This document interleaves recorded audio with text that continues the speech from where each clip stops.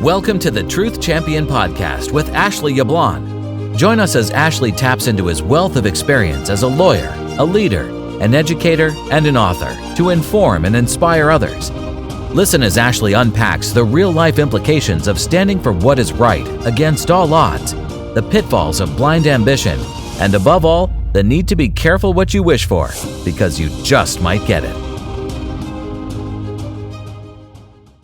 Hello, everybody, and welcome to Season 1, Episode 2 of the Truth Champion Podcast. Today, we're going to talk about stand up no matter what. My name's Paul Catherall. Some people know me as the podcast coach, and I'm here really to help Ashley LeBlanc tell his story about an upcoming book that will be published earlier next year. And I am over the moon, super excited to be part of this project. So Ashley will be being interviewed by different guests. We'll also, get different co-hosts on. This is going to be awesome. But before we get to that, what we wanted to do is really set the scene and get everybody to know Ashley a little bit more before the book exploded, because I'm pretty sure this book is going to explode worldwide. Anyway, before we get into that, Ashley, how are you today, my friend? Are you well? Doing well. Thank you, Paul. How are you?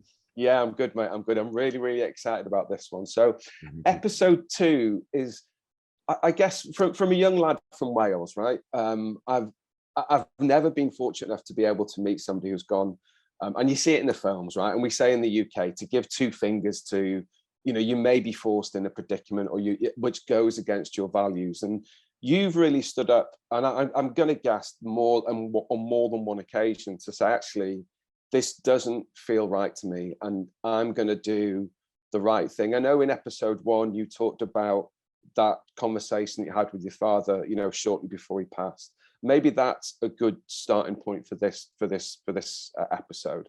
So why don't you just remind the people, what was that conversation you had with your father, and why is it so important to you?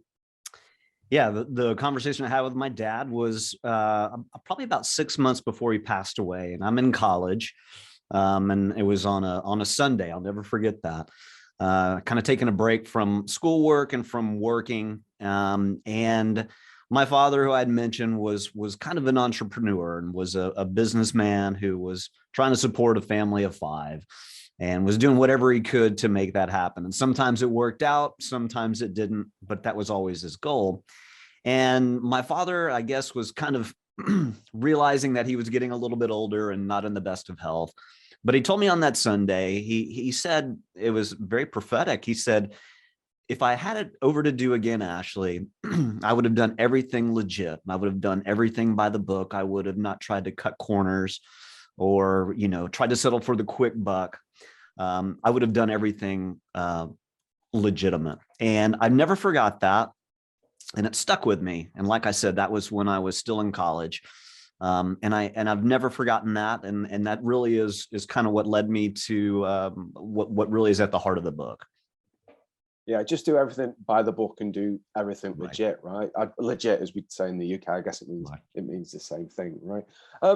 So I guess really, where for you is the jumping off point in this story about not the book per se, but standing up? When did you really feel for you went, right, there's something happening here, whether it was, personal or professional wise, where you went, do you know what? I've got to do something about it. Well, at the time, like I said, I had just become the general counsel for ZTE, the U.S. entity for ZTE. And right when I started in October of 2011. And I always call this what I call the Thanksgiving meeting. So a month. So think about it. A month after I had just started, they had called a meeting with all the executives of ZTE China in the U.S. And we were under House investigation for what they considered a threat to U.S. national security. And they were investigating not only ZTE, but my former employer, Huawei. And at the time, they said to me, we've got to do something, Ashley. And what is your suggestion? You're our general counsel. You're the one who's going to tell us what to do. And all eyes turned to me. And I said, well, I think we need to hire a lobbying firm in Washington, D.C. to assist us and who can deal with this House investigation, this House Intelligence Committee. And that's kind of where it started. That was the nucleus. And I'll never forget it. The eyes turned to me, and they basically said, and you got to remember, these are Chinese nationals. They're over from China, and they basically turned to me, and they knew very little about American culture, but they did know about C-SPAN. And they basically said, hey, Ashley, you are going to be the one who stands up in front of Congress on C-SPAN and tells them that we're not doing anything wrong. So a red flag appeared at that point. I didn't see it at the time. And that's kind of what the book is about, not seeing what red flags are waving in your face. But that started it right there. And I knew that something possible was going to happen. And later it did unfold. And that's when I decided I needed to do something. Was there any instances in your formative years where you had to do the same thing, where you felt you had to stand up? Was there anything else, or was this the main one in your life when, because of my upbringing, because of what my parents taught me, because of kind of what values I hold dear, this is the first time where I've got to stand up and say, look, something's not right here? I'd always stood up for my family, stood up for my brothers and for family members. I stood up for classmates I can remember in elementary and junior high and high school, and even in college, standing up for friends. But this was probably the first time where I was standing up for what I thought was an even bigger thing. And it was for standing up for, as you kind of find out in the book, it's standing up for our country. And when I realized that this was a threat to national security, and this was a crime, and it wasn't just a crime of someone stealing something, a petty crime. This was a crime against our country, with huge international implications of spying technology and billions of dollars and a threat to our livelihood. And that's when it really resonated with me. This was way bigger than anything I had ever been a part of ever seen. And I guess those words from my father just kind of rang back in my ears: do the right thing, follow the book. And I did. And that's what the book is about. How did you deal with, I guess you'd have conflicting voices in your head, right? There's voices there telling you to do the right thing, as your father told you, and there's also voices in there that says, look, you've got to look after your career, you've got to look after your family, you've got, the income coming in, etc., etc. Again, without giving too much away, this is the episode about the book. I guess what I'm asking is, how did you deal with those kind of conflicting voices? That's a great question. And that was the biggest struggle. And, you're weighing so many things. As I said, and, before, this is everything I'd worked for. This was my dream job, right? Finally, I had my dream job. I had given up everything to get here. I'd sacrificed so much. And now all of a sudden, I was realizing that it wasn't all what it was cracked up to be, number one. Mm-hmm. But if I had to walk away from it, what was I going to do? How was I going to pay my bills? I'm like anyone else. I had a mortgage. I have student loans, things like that I needed to pay. And I'd just gotten married, and my wife at the time had just gone out on her own. She was an attorney. She's an attorney as well. Okay. And she had left her firm and gone out on her own to start her own law firm. So think about that. I was the only one with a quote stable income.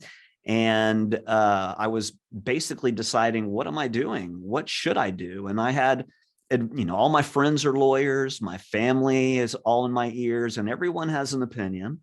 Some people are saying, hey, you just need to walk away. You need to get out of here. But then I thought, what am I going to do? How am I going to pay my bills?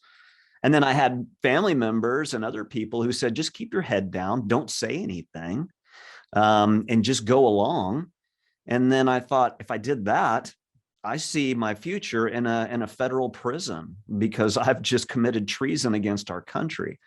And I've lied, and I knew what was going on, and I furthered a crime. So all these things are in my head. And to answer your question, dealing with all these voices, dealing with all these decisions was tough. And I just kind of came back to one thing, and it was, you have to do the right thing. None of us do the right thing all the time, and I'm certainly guilty of that. But this one just drew a line in the sand that was so clear to me. It was an easy decision to make, but it was the hardest thing I've ever done, if that makes sense. Yeah, that makes sense. If I can ask about your wife, was your wife supportive in terms of your decision? Did it put any strains on the relationship? It put a huge strain on our relationship. Without going into too much detail, we can talk about that at a later point. But of course, the marriage really suffered, and financially as well. I'm a lawyer. My now ex-wife, she's a lawyer, but I ended up hiring 5 different lawyers to represent me, and this was all coming out of my pocket. So I'm borrowing money from family and friends. I'd used up every bit of savings. So you can imagine the stress that puts on a marriage, and just physically was just taxing and quite a toll. Yeah, and I think for me, the salient point about this is that conversation with your father. 6 months before. I don't know if it was 6 months before he passed that makes it more prominent, or whether God bless it, even if he was alive now, whether or not it would still have the same meaning.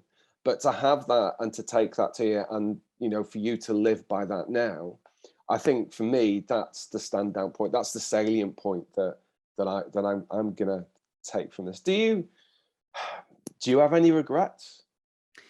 I'm asked that all the time, and you know what? The easy answer is no, I don't, because the other option was to lie or not tell the truth or to keep my head down. And at the end of the day, I look at what could have happened if I had done that, and it was far worse than me coming and telling the truth. Did telling the truth have a toll on me? Absolutely. I lost my money. I lost my career. I couldn't get a job for 2 years. Ended up, costing relationships. And it was a toll emotionally and, on your psyche. Yeah. And you really think, wow, did I make the right decision? But to answer your question, do I have regrets? No, because what would have happened would have been far worse if I wouldn't have told the truth. Did telling the truth exert a huge toll? Absolutely. But I think not telling the truth and taking the easy way out would have been even worse. Is it like the films when you decide to stand up? Is it you go? Do you have to have those meetings in the darkened car parks where you've got to wear a balaclava and stuff like that? What is it like? From like a normal guy like myself, is it like the films? Mine turned out to be like a film. Yeah, without giving away too much. My wife and I would have conversations outside of the house with the sprinklers on because we were concerned that our house was bugged. And I don't want to give away too much, but that was a legitimate concern.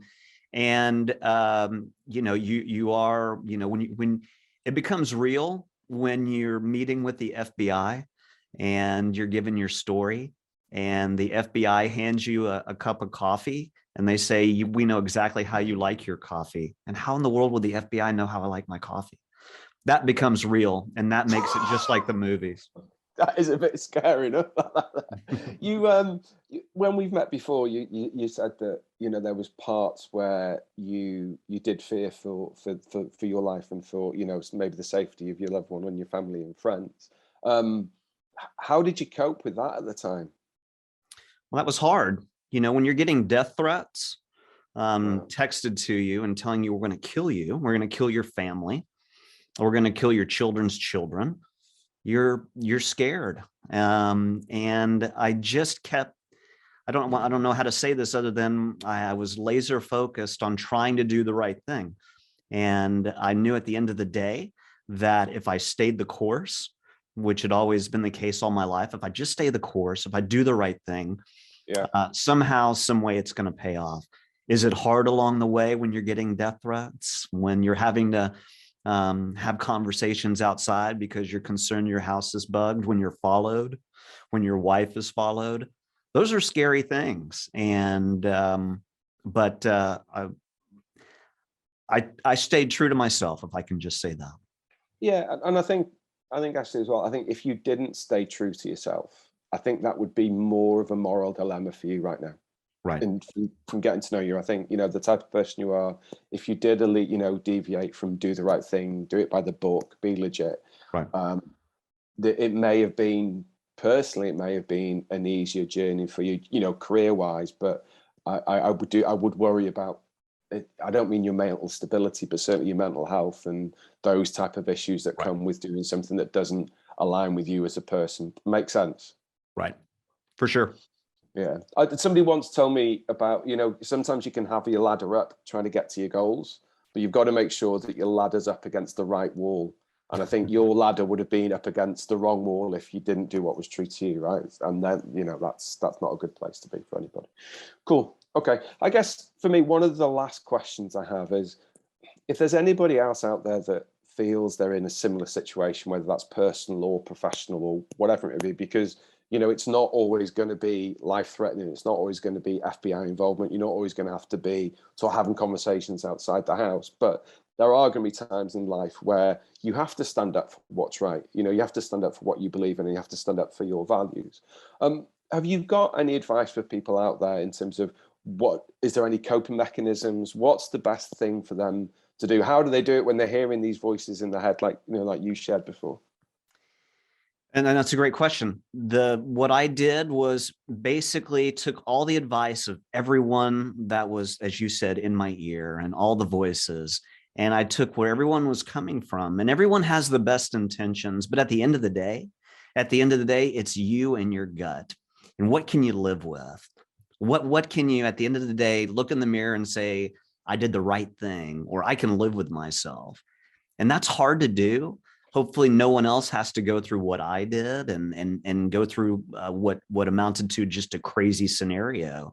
But everyone in the largest or smallest type of situation is going to be faced with something where you're going to be called to do the right thing. And I guess what made it not easy for me, when I finally made the decision I had to do this, was when one of my attorneys, I turned to him and I said, I don't know how I can do this. And I'll never forget what he said. And it was like the light bulb and the switch went off. And he looked at me and he said, Ashley, I don't know how you can't. And for whatever reason, that resonated with me. And I realized this is what I have to do. And hopefully no one, like I said, I hope no one else has to go through these types of situations, but always say to yourself, this is what I have to do because I have to live with myself. Can I live with myself? And hopefully your situation won't be like this, but you just take those words of, I have to live with myself. And I didn't see how I couldn't do it. I think for me, this has been one of the hardest episodes I've ever recorded. But I also think it's one of the most revealing and the most insightful, and it really does give people out there that may find themselves hopefully not in an extreme situation that you found, but they may be struggling with decisions to make in terms of how they can get through it and how they can cope for it. I think for me, Ashley, you really are an inspiration, and I don't say that lightly. For our audience members out there, what's the best way for them to get in touch with you if you've got any questions, or if they just want to find out a little bit more about Ashley? You're doing a lot in social media currently, right? Right. So obviously I'm on LinkedIn and on Instagram and on Facebook as well. But you can also come to my website, which is ashleyyablon.com. Excellent. Cool. Ashley, again, thank you so much for your time. Audience members out there, any questions, anything you want to know, please get in touch and be ready for the book coming out early next year. Ashley, just remind everybody, what's the book called again? Thank you. It's called Standing Up to China, How a Whistleblower Risked Everything for His Country. How a Whistleblower Risked Everything for His Country. I love that subtitle. Ashley, thank you so much for your time. Have a wonderful day. Everybody out there, please take care, and we'll be back next week with our next episode. Take care, everybody. Thank you. Bye. Thank you for listening to the Truth Champion Podcast with Ashley Yablon. To find out more, please visit www.ashleyyablon.com or follow Ashley on social media. Let us know what you thought of today's podcast or suggest topics you'd like Ashley to cover in the future.